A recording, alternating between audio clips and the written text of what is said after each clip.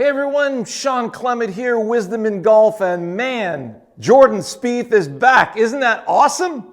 So over the course of the week, golf.com came out with a little article about the improvements that they felt was the difference between how Jordan Spieth was performing and how he's performing now. And he is barking up the right tree instead of the wrong tree. He was trying to go for distance, and what was happening is in overdoing his downswing, his arms were falling behind him, and there's that big block to the right or that over the top, pull hook to the left. Now you'll see Jordan in a much more supported downswing, and he's able to stay with his golf shots. And that's what makes the difference, and that's what gives a player the confidence when, to perform. Because if he can stay with his golf shots, then he goes back to the old Jordan Spieth of old with, hey, small target, small mistake. And did you notice on Saturday that beautiful shot he hit on 16? There was mud on the right side of the ball. He knew it was going to come back with a draw. And because the shot called for a draw, it kind of fit together, and he stayed with his shot. And notice he dunked it in the hole. That happened to Phil Mickelson as well when he was in college. There was mud on his ball. He had asked his playing competitor if he could clean it. The playing competitor says, no, you can't. And that pissed Phil Mickelson off. And you don't want to piss him off. And he dunks it in the hole. And his coach, the coach for the other guy, said, don't make him mad. It only makes him more focused. So now that Jordan Spieth is more focused. So here's a really good drill for those of you who have a tendency to get too shallow in the downswing. Watch your level of effort.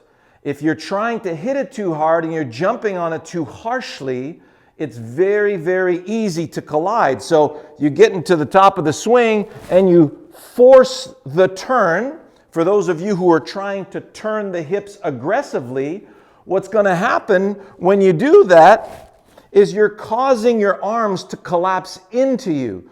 And then your club gets stuck behind you, and now you're coming in way too much from the inside. You get scrapey, you get thin, you tend to push them off to the right, you tend to come over the top to save the furniture, right? So what we're looking for is we want to have the ability to stay with the shot. And what you don't realize is, let's say I wanted to throw my club in the direction of the target. That's a mantra that we have here at Wisdom in Golf.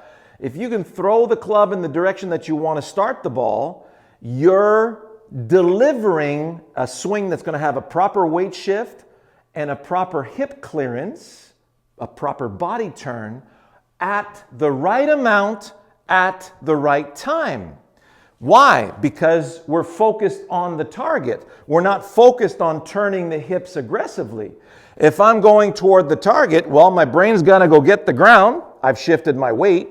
It's gonna use the ground to turn my body out of the way the right amount. What's the right amount about? The right amount to throw the club in that direction. So that makes a really big difference. Number two, so we wanna, on a scale of 1 to 10, you want to throw the club with an intensity of about 7.5 as far as velocity. And you want to use about 3 out of 10 for effort. No more than that. So 3 out of 10 for effort, 7 out of 10 in velocity looks about like this.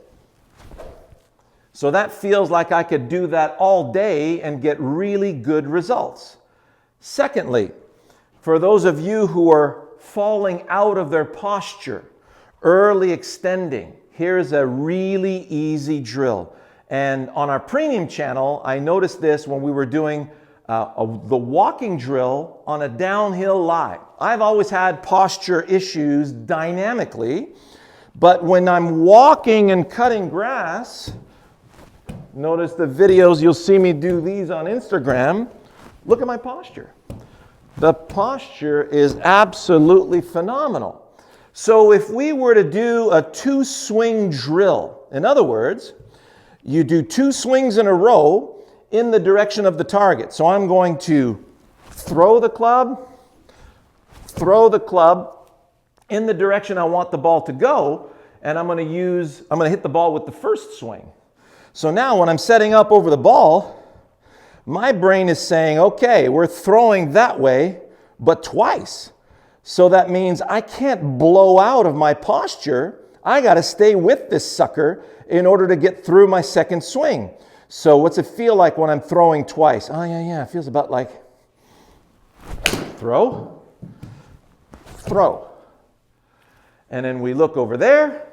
The ball's on the left. Yeah, just caught the left side of the green. We'll do that again. Doing a draw. There's my intermediate point. Going to start it right there and draw it back to that center line. I get set up. I'm looking for 2 throws to the right edge of that intermediate point. Throw number 1. Throw number 2. So if I can throw twice in a row like that, my brain has to maintain my posture well enough for me to get through both shots. So now when I'm addressing the ball and what I've integrated in my routine, so let's say I'm going to hit a fade now. I'm going to go left edge of that intermediate point and fade it back. I'm going to play the ball a hair forward to center. So now when I'm throwing in that direction, I want to feel like I got 2 throws to execute. Then I'm going to go ahead and swing it in that direction. Nice throw. Look at that finish. And here it is.